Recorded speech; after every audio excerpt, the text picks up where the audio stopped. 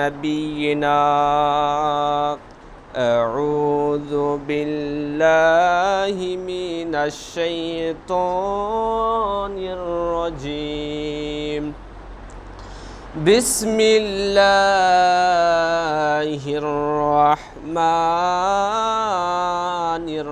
الرحيم إن الصلاة تنهى عن الفحشاء والمنكر إلى الآخر الآيات. أعوذ بالله من الشيطان الرجيم بسم الله الرحمن الرحيم يا أيها الذين آمنوا استعينوا بالصبر والصلاة إن الله مع الصابرين أو كما قال رسول الله صلى الله عليه وسلم.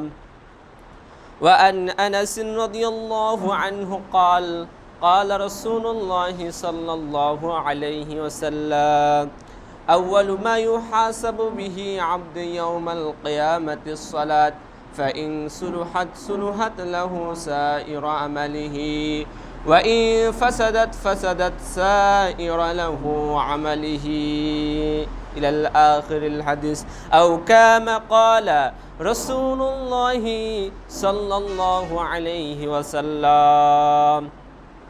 وعن أبي هريرة رضي الله عنه قال قال رسول الله صلى الله عليه وسلم الصلاة خمسة والجمعة إلى الجمعة الرمضان إلى الرمضان إلى الآخر الحديث.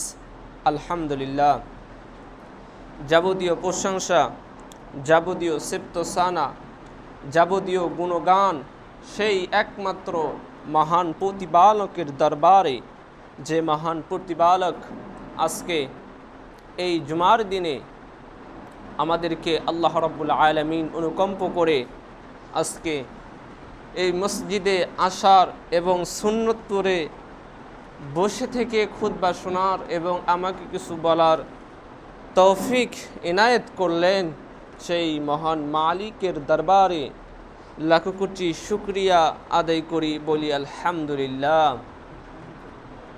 আল্লাহ সুবহানাহু ওয়া তাআলা কুরআনুল কারীমের ভিতরে উল্লেখ করেছেন, সাউন্ডটা কি হচ্ছে না ক্লিয়ার, ওইটা লাগান।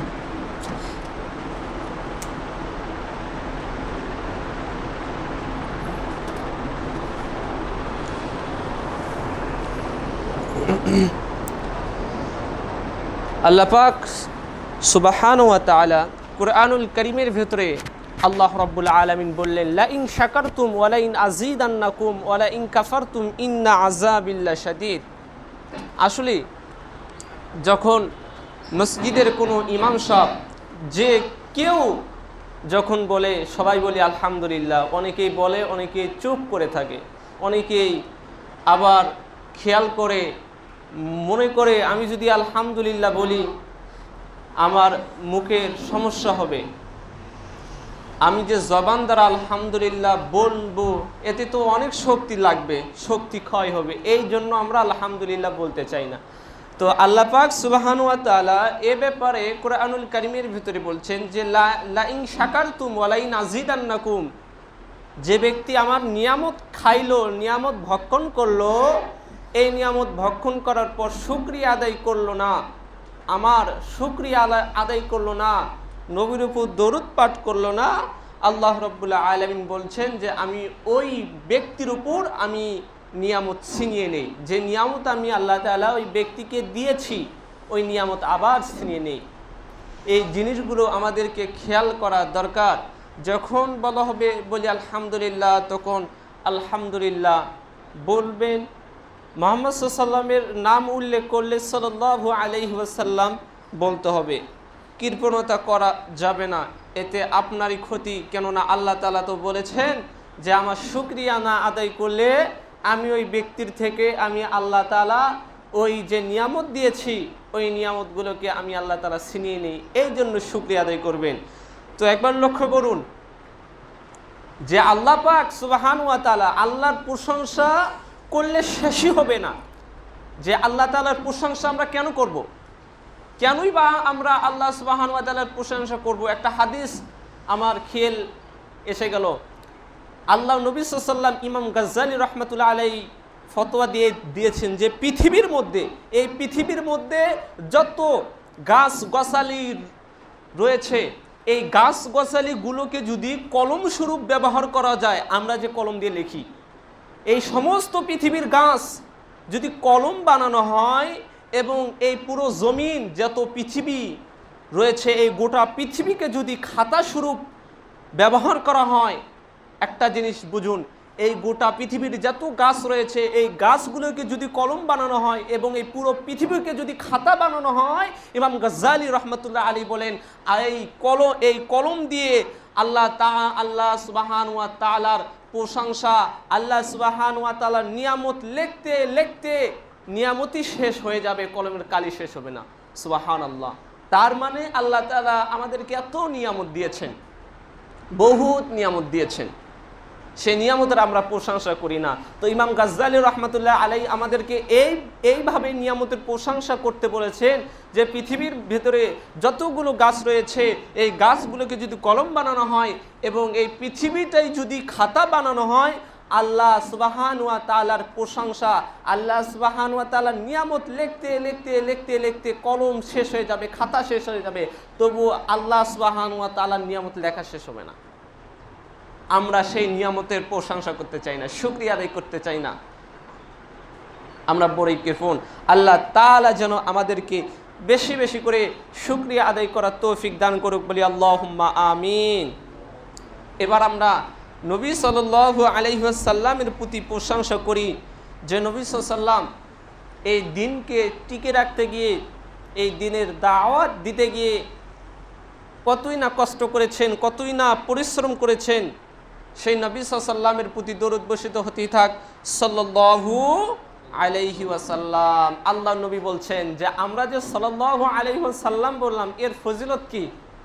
এ ব্যাপারে আল্লাহ নবী সাল্লাল্লাহু আলাইহি ওয়াসাল্লাম বলছেন যে ব্যক্তি আমার নাম উচ্চারিত হওয়ার পর সাল্লাল্লাহু আলাইহি ওয়াসাল্লাম বলল বা আল্লাহুম্মা সাল্লি আলা বলল, আল্লাহ নবী সাল্লাল্লাহু আলাইহি ওয়াসাল্লাম বলছেন যে কিয়ামতের দিন আমার উম্মতের জন্য আমি যথেষ্ট হয়ে যাব। সুবহানাল্লাহ। দেখুন একটা জিনিস দেখুন, যে নবীর সুপারিশ ব্যতীত কাল কিয়ামতের মাঠের দিন একটা লোকও জান্নাতে যেতে পারবে না। সেই দিন আল্লাহ নবী সাল্লাল্লাহু আলাইহি ওয়াসাল্লাম ওই ব্যক্তির উপর কি করবেন? সুপারিশ করবেন যে ব্যক্তি আল্লাহ নবীর নাম উচ্চারণকালে সে ব্যক্তি আল্লাহ নবী সাল্লাল্লাহু আলাইহি ওয়াসাল্লামের নামের পরে সাল্লাল্লাহু আলাইহি ওয়াসাল্লাম বলে। সম্মানিত দিনী ভাই আমার, আজকে আমি কোরআনুল কারীম থেকে একখানা আয়াত পাঠ করেছি, সূরা হিজরাত, এবং আরেকটি সূরা আয়াত আমি পাঠ করেছি সূরা আরাফ থেকে আমি তেলাওয়াত করেছি, এবং নবী সাল্লাল্লাহু আলাইহি ওয়াসাল্লামের অসংখ্য হাদিস থেকে, অগণিত হাদিস থেকে সহিহুল বুখারী 5309 নম্বর হাদিস পাঠ করেছি। উক্ত হাদিস এবং আয়াতকে সামনে রেখে আমি আমার বলা বক্তব্য ইতি করার চেষ্টা করব ইনশাআল্লাহ তাআলা। আমরা ইতিপূর্বে অনেক বিষয়ে আলোচনা শুনেছি, কিন্তু আজকের আলোচনা হবে একটু ভিন্ন টাইপের। আজকে যে কোরআন এবং হাদিস আমি পাঠ করেছি, উক্ত কোরআন এবং হাদিসের আলোচনা থাকবে সালাত পরিত্যাগকারীর ভয়াবহ অবস্থা, অর্থাৎ আমরা কেন সালাত আদায় করি না, আমরা বা কেন সালাত আদায় করব, আল্লাহ তাআলা কি সালাত আদায় করতে বলেছেন, কত বছর বয়সে সালাত আদায় করতে বলেছেন, আমরা কেন সালাত পড়ি না, এ ব্যাপারে কোরআন এবং হাদিস থেকে তত্ত্ববহুল আলোচনা করার চেষ্টা করব ইনশাআল্লাহ তাআলা। সম্মানিত উপস্থিতি, আমরা বহু বছর ধরে আমরা সালাত পড়ে যাচ্ছি। সালাত, আসসালাত শব্দের অর্থ আমরা এখনই অনেক মানুষ জানি না। নামাজ, সালাত, আমরা অনেকেই যে সালাত পড়তেছি, অনেক বছর ধরে নামাজ আদায় করতেছি, এই সালাত শব্দের অর্থ কী, এর আবিধানিক অর্থ কী, পারিভাষিক অর্থ কী, আমরা অনেকেই জানি না, অজানা। আসসালাত, আসসালাতু শব্দের অর্থ আসসালাওয়ানু, এই শব্দ থেকে আসসালাত শব্দ এসেছে, যে শব্দের অর্থ হচ্ছে দোয়া করা, প্রার্থনা করা, আল্লাহ তাআলার কাছে করুণা করা, আল্লাহ সুবহানাহু ওয়া তাআলার কাছে সারেন্ডার হওয়া। as-সালিহিনা, এই শব্দ থেকে সালাত শব্দ এসেছে, নামাজ এসেছে, যার অর্থ হচ্ছে আল্লাহ তাআলার কাছে সারেন্ডার করা। আমরা 5 ওয়াক্ত সালাত আদায় করি, আমরা মনে করি যে ফজর, জোহর, আসর, মাগরিব, এশা, এতেই কি সালাত শেষ? জি না। সালাত শব্দের পারিভাষিক অর্থ যদি আমরা লক্ষ্য করি, সালাত শব্দের পারিভাষিক অর্থ হচ্ছে সারেন্ডার করা, অর্থাৎ আপনি সালাত পড়বেন, আপনি সমস্ত দিনের যে মৌলিক জিনিসগুলো রয়েছে, এই মৌলিক জিনিসগুলো আপনি ফলো করে করে আল্লাহ তাআলার কাছে সারেন্ডার করার নামই হচ্ছে ইবাদত, এইটার নাম হচ্ছে সালাত। 5 ওয়াক্ত সালাত পড়বেন, এই 5 ওয়াক্ত সালাত পড়ার নামই ইবাদত নয়, সালাত নয়। এর উদ্দেশ্য হচ্ছে, সালাত দ্বারা উদ্দেশ্য হচ্ছে যে সমস্ত বিষয় আল্লাহ তাআলার কাছে সারেন্ডার করতে হবে, এর নাম হচ্ছে সালাত, এর নামই হচ্ছে নামাজ। আর আমরা সাজিয়ে নিয়েছি ফজর, জোহর, আসর, মাগরিব, এশা, এটা দিয়ে আমরা নামাজ পরিপূর্ণ করতেছি, আর অন্য যে দিনের মৌলিক বিষয়গুলো এগুলো আমরা খেয়াল করতেছি না। সম্মানিত উপস্থিতি, সালাত, এই সালাত শব্দ আল্লাহ সুবহানাহু ওয়া তাআলা কুরআনুল কারীমের ভিতরে অনেকেই বলে 93 বার ইউজ করেছেন। এই সালাত সম্পর্কে আল্লাহ সুবহানাহু ওয়া তাআলা কুরআনুল কারীমে অসংখ্য আয়াতে আল্লাহ সুবহানাহু ওয়া তাআলা সালাত শব্দ উল্লেখ করেছেন, নামাজ শব্দ উল্লেখ করেছেন। সম্মানিত উপস্থিতি, আল্লাহর হাবিব সাল্লাল্লাহু আলাইহি ওয়াসাল্লাম উল্লেখ করতেছেন, وعن أبي هريرة رضي الله عنه قال قال رسول الله صلى الله عليه وسلم, আহারে প্রসিদ্ধ সাহাবী আনাস রাদিয়াল্লাহু আনহু বলেন, আল্লাহ নবী সাল্লাল্লাহু আলাইহি ওয়াসাল্লাম বলেছেন, আউয়ালু মা ইউহাসাবু বিহি আবদু ইয়াউমাল কিয়ামাতিস সালাত ফাইন সুলুহাত সুলুহাত সাইরা লাহু আমালিহি ওয়া ইন ফাসাদাত ফাসাদাত সাইরা লাহু আমালিহি।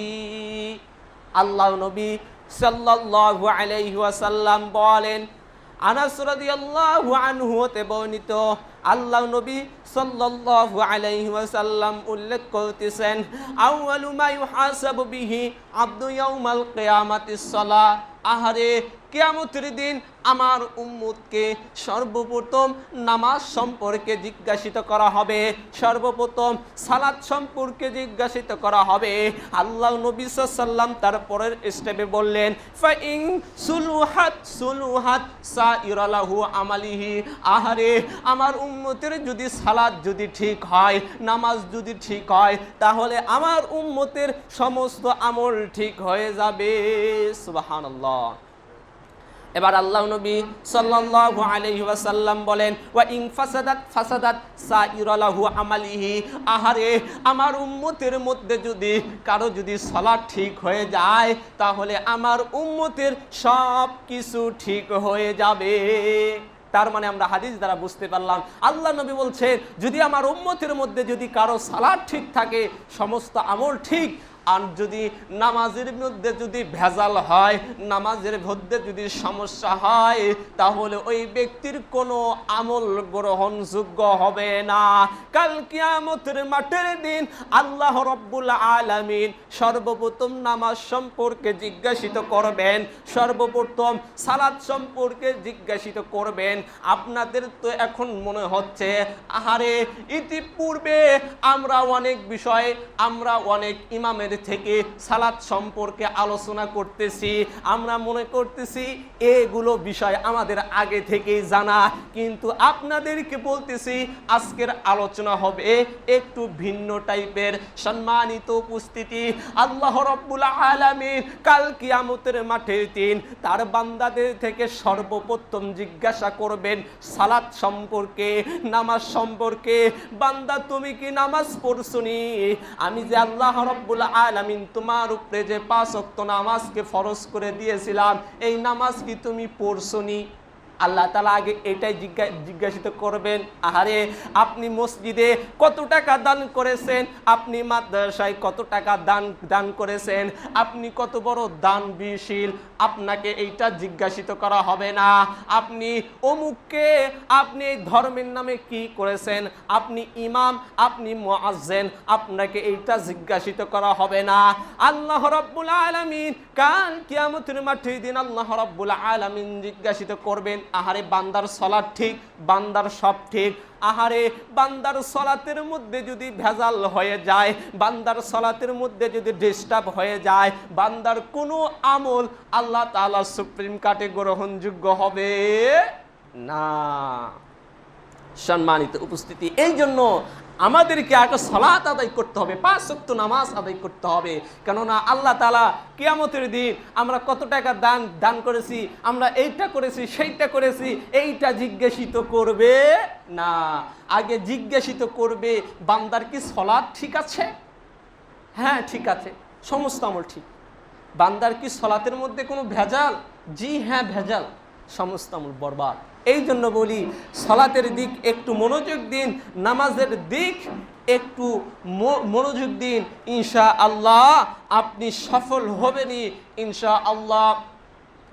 এবার আল্লাহ নবী, বিশ্ব নবী জনাবে রাসূলুল্লাহ সাল্লাল্লাহু আলাইহি ওয়াসাল্লাম এই সালাতের ব্যাপারে, সালাতের ফজিলত সম্পর্কে একটি হাদিসের মধ্যে আল্লাহ নবী সাল্লাল্লাহু আলাইহি ওয়াসাল্লাম বলেন, আচ্ছা শোনো শোনো শোনো, আসসালামাতু খামসুন। আল্লাহ নবী বললেন 5 ওয়াক্ত সালাত, 5 ওয়াক্ত নামাজ, ফজর, জোহর, আসর, মাগরিব, এশা।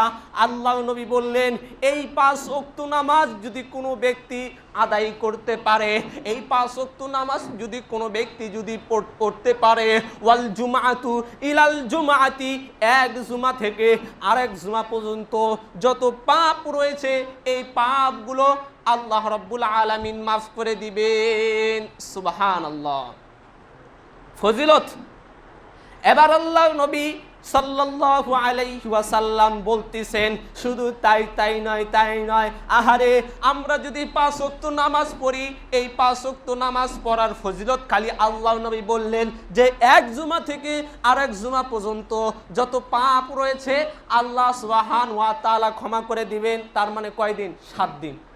শুধু তাই নয়, আল্লাহ নবী বললেন শোনো শোনো শোনো, অর রমাজানু ইলার রমাজান, এক রমাজান থেকে আরেক রমাজান পর্যন্ত যত গুনাহ রয়েছে আল্লাহ রাব্বুল আলামিন সমস্ত গুনাহ খাতাগুলোকে আল্লাহ রাব্বুল আলামিন মাফ করে দিবেন। সুবহানাল্লাহ, 7 দিন, এটা মানে একটু কম হয়ে গেল, অফারটা একটু কম হয়ে গেল। এই জন্য আল্লাহ নবী আগে 7 দিনের কথা উল্লেখ করলেন। দেখা যাচ্ছে এই 7 দিন দিলেও তো একটু কম হয়ে যাচ্ছে, অফারটা একটু কম হয়ে যাচ্ছে। এই জন্য আল্লাহ নবী বলছেন যে ওয়ার রমাদান ইলার রমাদান, এক রমজান থেকে আরেক রমজান পর্যন্ত যত গুনাহ খাতা রয়েছে আল্লাহ তাআলা এই গুনাহ খাতাগুলো মাফ করে দিবেন। সুবহানাল্লাহ, আমরা সুবহানাল্লাহ। আমি তো শুরুতে একটি আয়াত বললাম যে লা ইন শাকারতুম ওয়া লা ইন আযীদান্নাকুম ওয়া লা ইন কাফারতুম ইন্না আযাবিল্লা শাদীদ। যে ব্যক্তি আমার শুকরিয়া আদায় করলো না, আমার কৃতজ্ঞতা আদায় করলো না, আমি ওই ব্যক্তি থেকে কি ওই জিনিসটা, ওই নিয়ামত ছিনিয়ে নেই।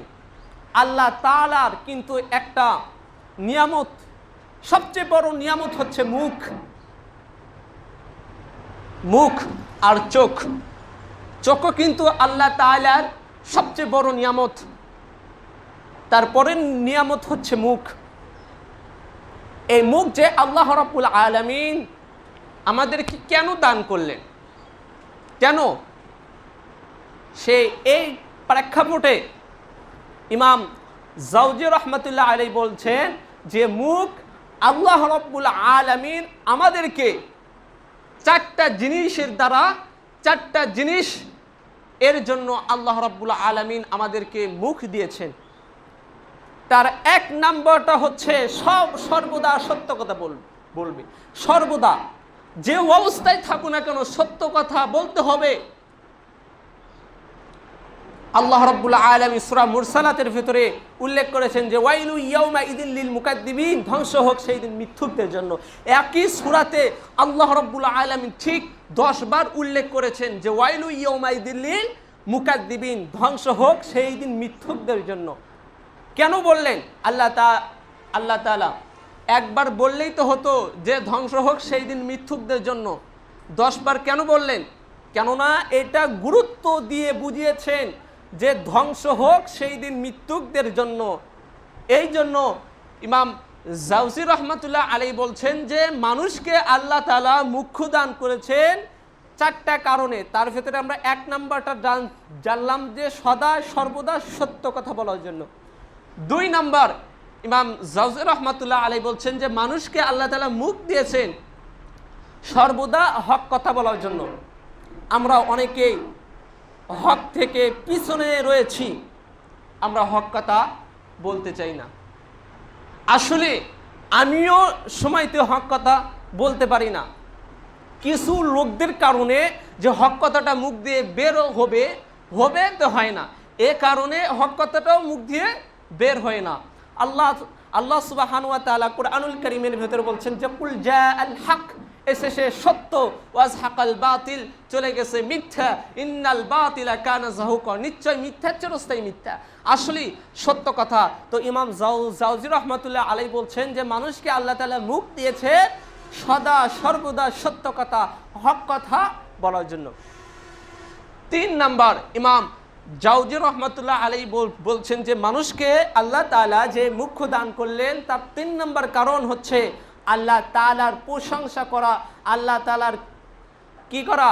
গুণগান করা। এই গুণগান করার জন্য আল্লাহ সুবহানাহু ওয়া তাআলা আমাদেরকে মুখ দিয়েছেন।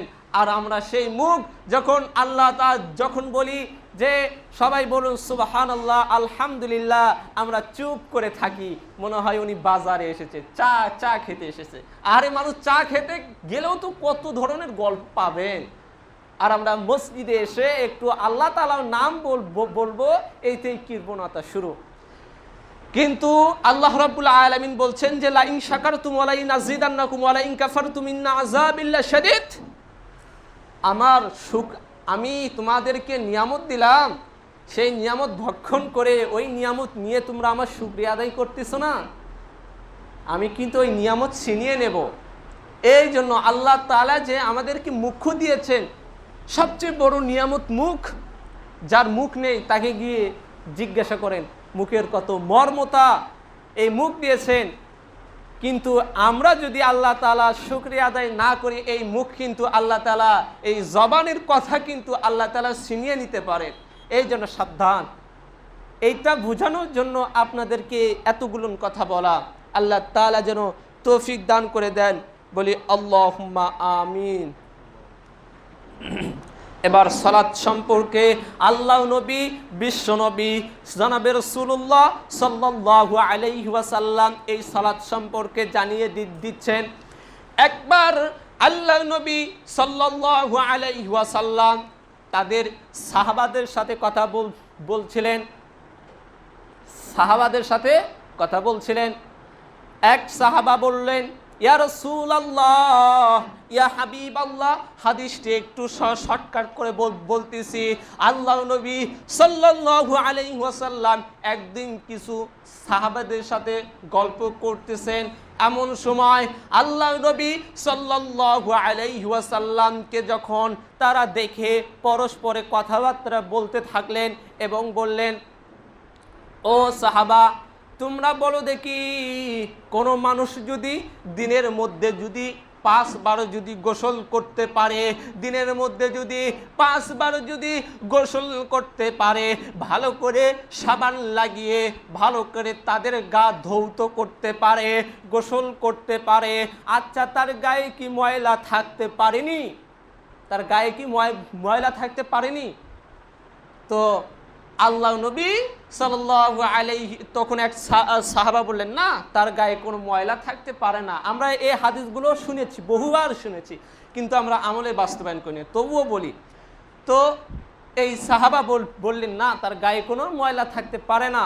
তখনই আল্লাহ নবী সাল্লাল্লাহু আলাইহি ওয়াসাল্লাম সেখানে উপস্থিত ছিলেন।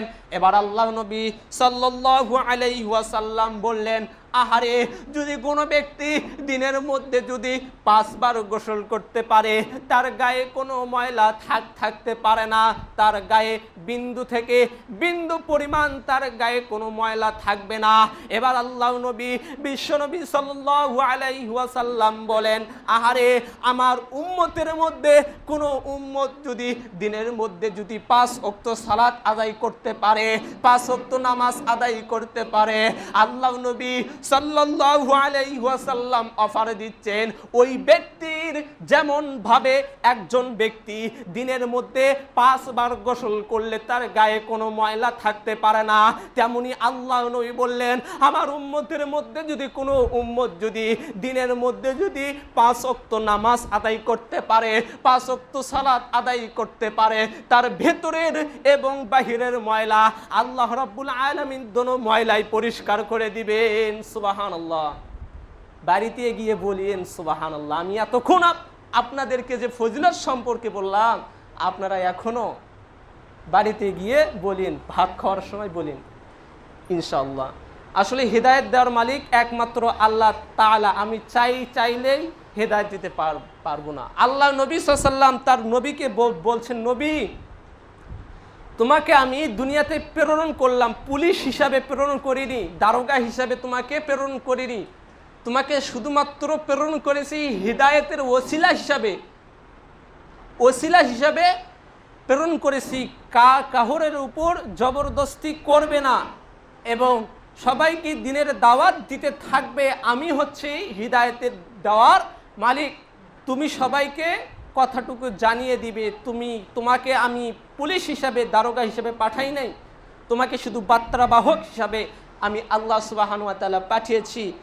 তো এই সালাত সম্পর্কে আল্লাহ নবী সাল্লাল্লাহু আলাইহি ওয়াসাল্লাম বলছেন, আমি কিন্তু শুরুতে একটি হাদিস পাঠ করেছি, যে হাদিসে আল্লাহ নবী বলছেন যে কিয়ামতের দিন সর্বপ্রথম মানুষকে সালাত সম্পর্কে জিজ্ঞাসিত করা হবে, তাই না?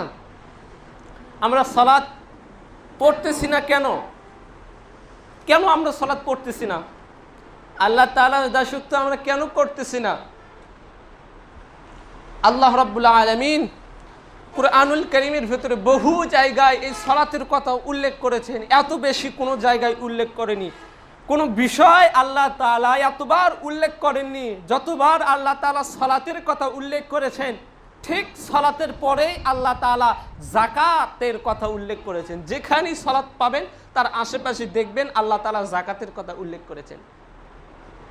তো এই সালাতের জায়গা অনেক জায়গায় আল্লাহ রাব্বুল আলামিন উল্লেখ করেছেন। তার মানে একবার উল্লেখ করলেই কিছু হতো, একবার যে তোমরা সালাত আদায় করো শেষ। কিন্তু আল্লাহ তাআলা যে এতবার বললেন সালাত আদায় করো, কেন বললেন? তার মধ্যে এটা তাকিদ রয়েছে, তাকিদ দিয়ে জোর ব্যবস্থা দিয়ে বলা হয়েছে সালাতের কথা। শুধু তাই নয়, আল্লাহ নবী সাল্লাল্লাহু আলাইহি ওয়াসাল্লাম বলেছেন, যখন আল্লাহ নবী সাল্লাল্লাহু আলাইহি ওয়াসাল্লাম মৃত্যুবরণ করেন, এই মৃত্যুবরণ করার সময় আল্লাহ নবী সাল্লাল্লাহু আলাইহি ওয়াসাল্লাম তার নাতনিদের কথা ভাবেননি। একটা কথাই শুধু আল্লাহ নবী সাল্লাল্লাহু আলাইহি ওয়াসাল্লামের জবান দিয়েছিল, কোনো কথা ছিলেন না। তো আল্লাহ নবী সাল্লাল্লাহু আলাইহি ওয়াসাল্লামের একটা কথাই তার জবানে ছিল, সেই জবানটা হচ্ছে আসসালাত, আসসালাত, আসসালাত। ও আমার সাহাবা, তোমরা সালাত ছেড়ে দিও না। ও আমার সাহাবা, তোমরা নামাজ ছেড়ে দিও না। আল্লাহ নবী সাল্লাল্লাহু আলাইহি ওয়াসাল্লাম মৃত্যুর পূর্বে তার একটাই তার মুখ থেকে জবান ছিল আসসালাত। এবার আল্লাহ নবী সাল্লাল্লাহু আলাইহি ওয়াসাল্লাম বলছেন যে একজন কাফের এবং একজন মুশরিকের মধ্যে পার্থক্য কি? আল্লাহ নবী সাল্লাল্লাহু আলাইহি ওয়াসাল্লাম বলছেন যে মান তারাকা সালাতা মুতাআম্মিদান ফাকাদ কাফার। আল্লাহ নবী সাল্লাল্লাহু আলাইহি ওয়াসাল্লাম বলছেন যে একজন কাফের এবং একজন মুসলমানের মধ্যে পার্থক্য হচ্ছে সালাত ছেড়ে দেওয়া। আল্লাহ নবী বলছেন যে মান তারাকা সালাতা, যে সালাত ছেড়ে দিল, সালাত ত্যাগ করলো, মুতাআম্মিদান ফাকাদ কাফারা, সে ব্যক্তি কাফের হয়ে গেল। এটা আমার কথা না, আল্লাহ নবী সাল্লাল্লাহু আলাইহি ওয়াসাল্লাম বলছেন যে সালাত ছেড়ে দিল সে কাফের হয়ে গেল। ডাইরেক্টলি কাফের হয় না, কিছু মাধ্যমে কিছু স্টেপে কাফের হয়ে যায়। তো যেহেতু সালাত যে ব্যক্তি ছেড়ে দেয় সে কাফের হয়ে যায়, এই জন্য বলতেছি সালাত সর্বদাই আদায় করবেন এবং আল্লাহ তাআলার জিকির পাঠ করবেন, ইনশাআল্লাহ আপনি সফল হবেন। এবার আল্লাহ নবী বিশ্বনবী জনাবে রাসূলুল্লাহ সাল্লাল্লাহু আলাইহি ওয়াসাল্লাম যখন মুআজ রাদিয়াল্লাহু তাআলা আনহুকে যখন ইয়ামানে যখন পাঠান ইসলামের দাওয়াত দেওয়ার জন্য, মুআজ রাদিয়াল্লাহু তাআলা আনহুকে যখন ইয়ামান দেশে পাঠান, ইয়ামান দেশে পাঠানোর পর আল্লাহ নবী সাল্লাল্লাহু আলাইহি ওয়াসাল্লাম মুআজ রাদিয়াল্লাহু তাআলা আনহুকে উপদেশ দিচ্ছেন, ও মুআজ শোনো শোনো শোনো, যখন তুমি ইয়ামানে যাবার পর তুমি তাদেরকে সর্বপ্রথম যে তুমি উপদেশ তাদেরকে দিবে, সর্বপ্রথম যে তুমি তাদেরকে দিনের দাওয়াত দিতে যাবে, সর্বপ্রথম তুমি তাদেরকে শিখাবে আশহাদু আল্লা ইলাহা ইল্লাল্লাহু ওয়া আশহাদু আন্না মুহাম্মাদান আবদুহু ওয়া রাসূল। এবার আল্লাহ নবী বলছেন যে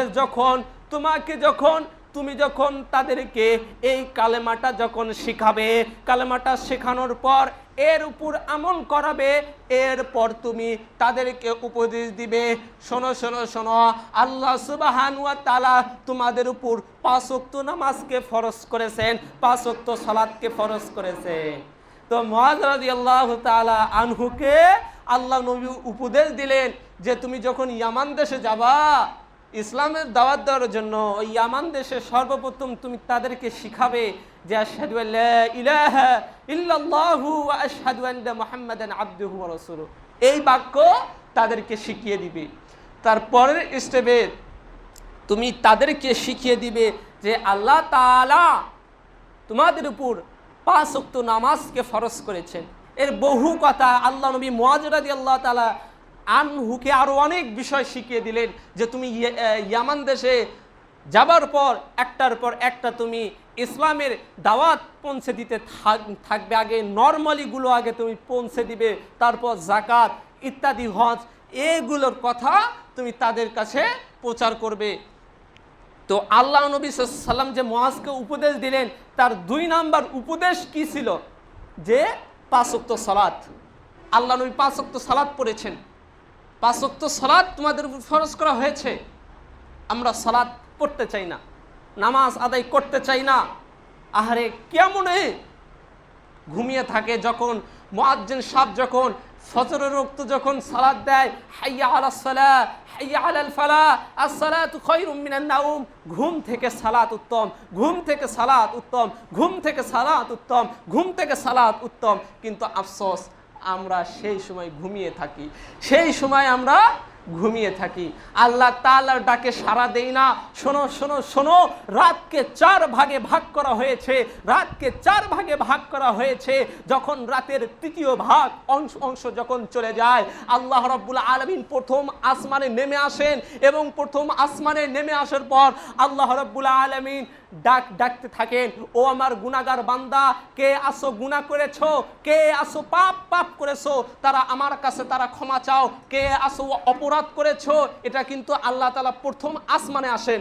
প্রথম আসমানে আসার পর আল্লাহ তাআলা ডাক দিতে থাকেন, ও আমার বান্দারা, কার কি লাগবে, কার টাকা লাগবে, কার ধন লাগবে, কার ক্ষমা লাগবে, তোমরা আমার কাছে চাও, আমি আল্লাহ রাব্বুল আলামিন সঙ্গে সঙ্গে তোমাদেরকে দিয়ে দেব। সুবহানাল্লাহ। কিন্তু আমরা সেই সময় ঘুমিয়ে থাকি, সেই সময় আমরা উঠি না।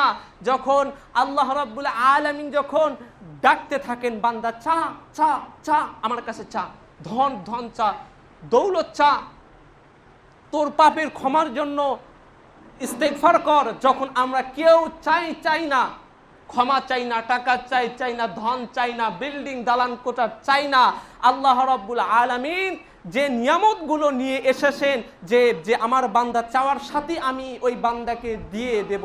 যখন আল্লাহ রাব্বুল আলামিন যখন দেখেন যে আমার কাছে কেউ চাচ্ছে না, কেউ ইবাদত করতেছে না, কেউ টাকা ধন দৌলত কিচ্ছুই চাচ্ছে না, তখন আল্লাহ রাব্বুল আলামিন ফেরেশতাকে বললেন, ফেরেশতা দেখো তো কেউ কি আমার কাছে কিছু চায়? ফেরেশতা বলবেন না, কেউ আমার কাছে কিচ্ছুই চায় না।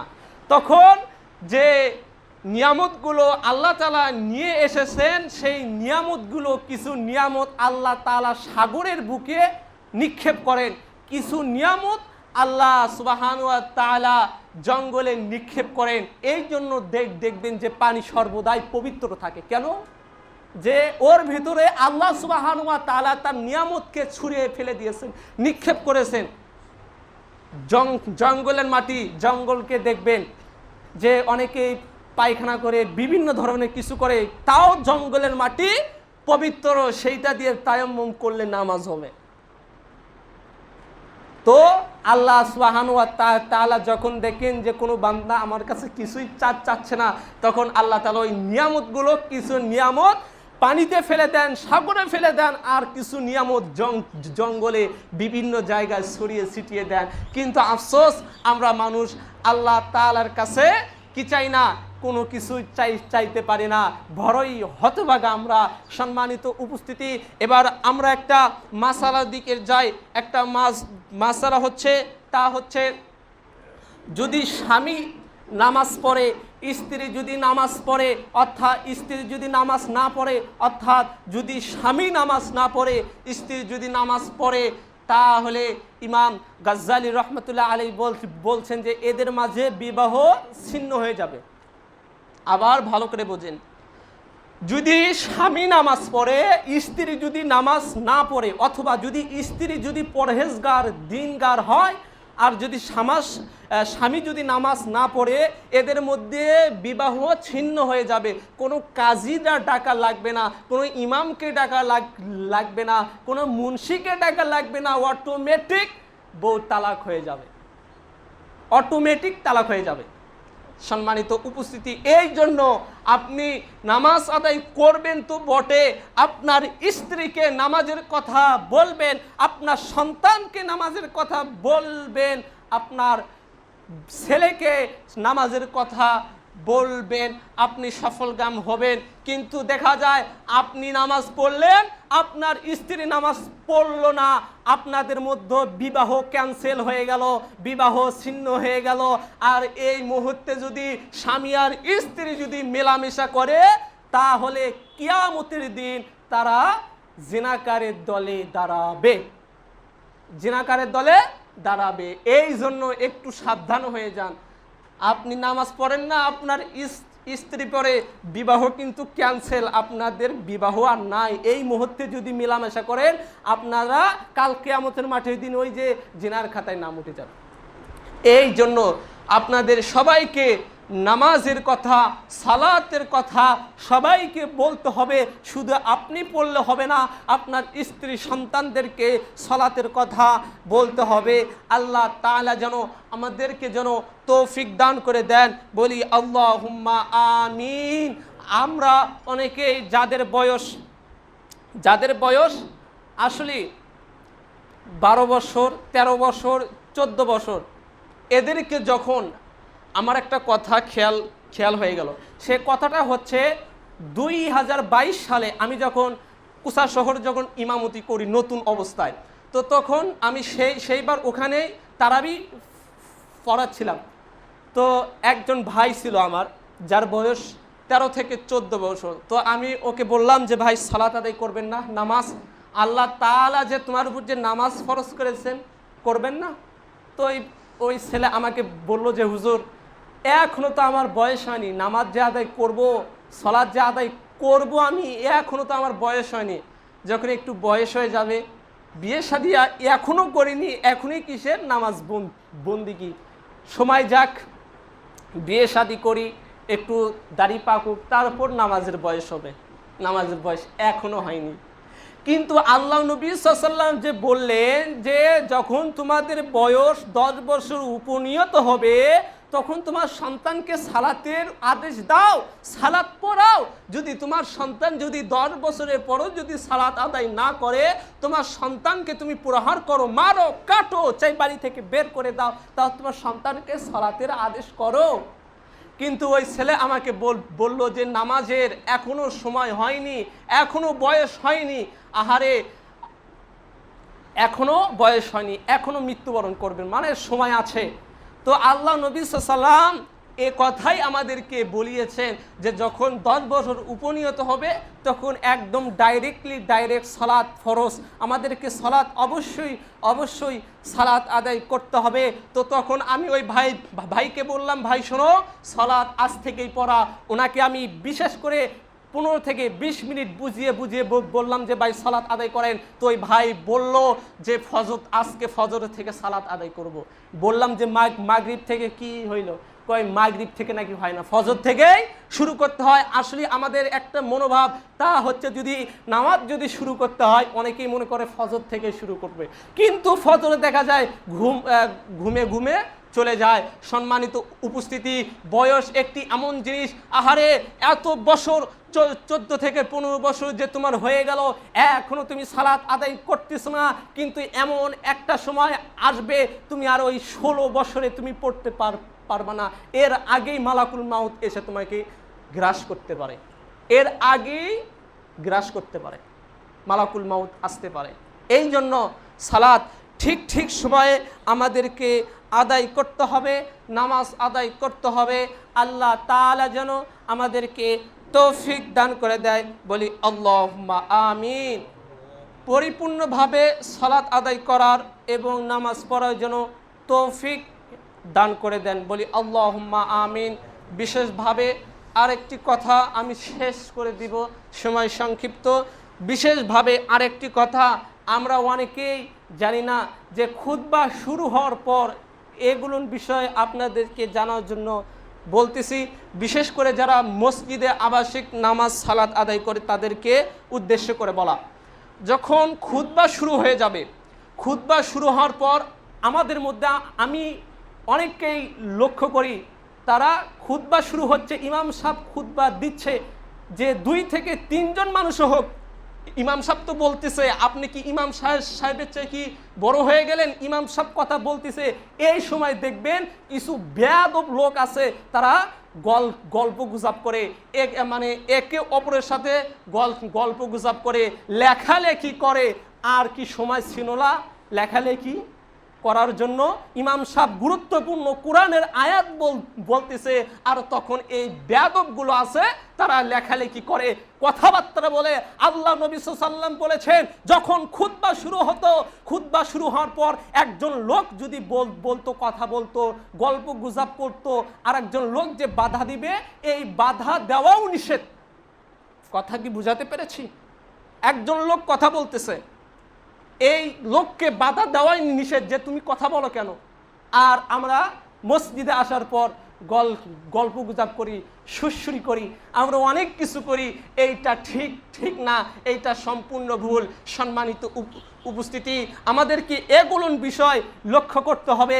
আর আমরা কিছু লোককে দেখি, যখন খুতবা শুরু হয়ে যায়, খুতবা শুরু হয়ে যাওয়ার পর একটু যদি টাইম ক্লোজ হয়ে যায়, আমাদের গায়ে সুরসুরায়, আমাদের এইটা হয় সেইটা হয়, দাঁড়িয়ে খাড়া হয়ে যায়, বসে মানে কুসুর মুসুর করে।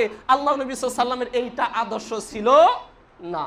এগুলোর বিষয় আপনাদেরকে একটু সতর্ক করতে হবে। আল্লাহ তাআলা যেন আমাদেরকে যেন তৌফিক দান করে দেয়, বলি আল্লাহুম্মা আমিন। আল্লাহ তাআলা যেন পরিপূর্ণ যেন বুঝ আমাদেরকে দান করে দেয়, বলি আল্লাহুম্মা আমিন। এই বলে আমি আমার সংক্ষিপ্ত বলা বক্তব্য ইতি করছি।